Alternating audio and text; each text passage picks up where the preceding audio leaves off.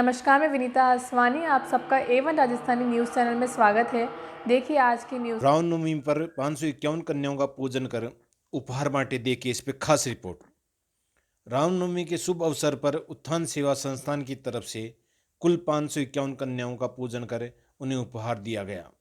इस कार्यक्रम के आयोजक शीशराम चौधरी ने बताया कि प्रतिवर्ष की भांति इस वर्ष भी झोटवाड़ा के नांगल जैसा बोरा स्थित बोरा जी की बावड़ी में रामनवमी के उपलक्ष्य में नवम कन्या पूजन एवं वैदिक योग महोत्सव का आयोजन किया गया।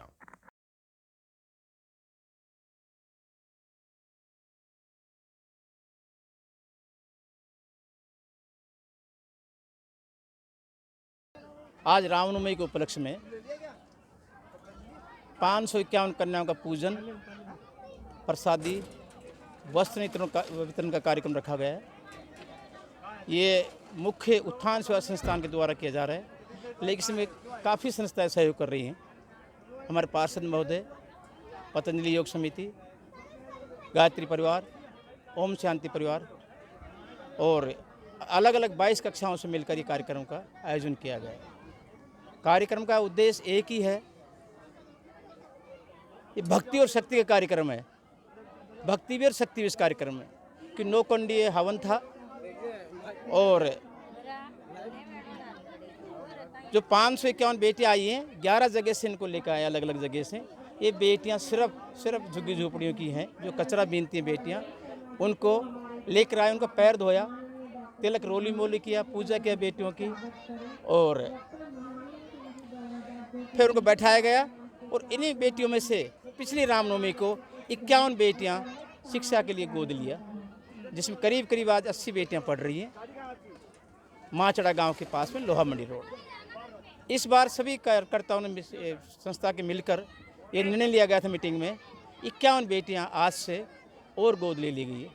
4 शिक्षक लगाए जाएंगे वहाँ, 2 कमरे टेम्परेरी जैसे लोहार बस्ती बना रखा है, 17 बाई 17 के 3 सीट के संस्थान बनवा दिए हैं। आगे 2 कमरे और बना देगी। और इन बेटियों को शिक्षा से भी जोड़ना, ये बेटियां गलत रास्ते नहीं जाएं, इनके भाई माँ बाप गलत रास्ते, भाई छोटे बच्चे गलत रास्ते नहीं जाएं। उद्देश्य है अगर इन बेटियों का अच्छा रास्ता मिले, इनका भविष्य बने और देश की राष्ट्र की सेवा करें। और मैं तो एक निवेदन और करूँगा हाथ जोड़ से, वहाँ करीब 450 बच्चे ऐसे हैं जो स्कूल जाते नहीं हैं। सरकार से भी निवेदन करूँगा, हम सरकारी स्कूल में चक्कर काटते रहते हैं एडमिशन के लिए, वो भी लेते नहीं हैं। वो कहता है हमारे पास जगह नहीं है। एक शिक्षक के एक कमरा 100 बच्चे हम कैसे बैठाएं। हम काफ़ी स्कूलों में गए थे लेकिन एडमिशन नहीं लिया। सिर्फ एक स्कूल में BO साहब ने हमारा 28 बच्चों को करवाया है। तो शिक्षा से जोड़ें बेटियों को, बेटों को, ये निवेदन हाथ जोड़कर। और ये कार्यक्रम वो एक तो कोई कर ही नहीं सकता, ये कार्यक्रम सब मिलजुल के हो सकता है। आप लोग भी इतनी दूर चल के आए हो, कार्यकर्ता बहुत दूर चल के आए हैं, और संस्था इसके साथ साथ में 1000 पौधे हर लगाती है और गोद देती है। सर आपका परिचय? मैं कैप्टन शीशराम चौधरी, उत्थान सेवा संस्थान अध्यक्ष। मेरे बगल में मेरे बड़े गुरुजी जो योग कक्षाएं चलाते 22, इनकी देखरेख में 22 कक्षा चल रही है।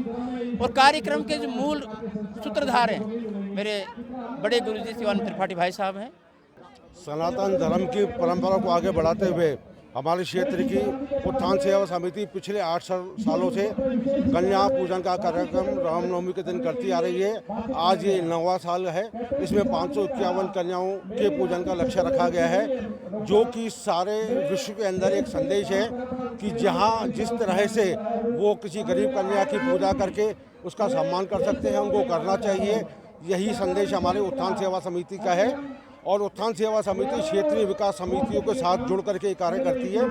मैं नानक राम थावानी, संयोजक संयुक्त विकास समिति, सदैव इनके साथ रहता हूं, उनका सम्मान करता हूं, इनको प्रणाम करता हूं। जय श्री राम। समिति एवं उत्थान सेवा संस्थान की ओर से प्रतिवर्ष यह रामनवमी का पर्व बड़े ही उल्लास के साथ मनाया जाता है। इस पर्व का उद्देश्य मात्र यही है कि हम जो गरीब कन्याएं हैं, जो किसी प्रकार के किसी धार्मिक पर्व में, किसी धार्मिक उत्सव में या किसी भी राष्ट्रीय उत्सव में अपनी सहभागिता को नहीं मना पाती हैं, ऐसे गरीब कन्याओं को जोड़ना, उनके मन में भी राष्ट्रभक्ति के प्रति, अपने धर्म के प्रति आस्था को जागृत करना, राष्ट्र के प्रति भक्ति की भावना को जागृत करना, इसी उद्देश्य को लेकर हम ये कार्यक्रम करते हैं और ये निश्चित रूप से आगे आने वाले समय में इस कार्यक्रम को और भव्य रूप देने का प्रयास करेंगे। सर आपका परिचय?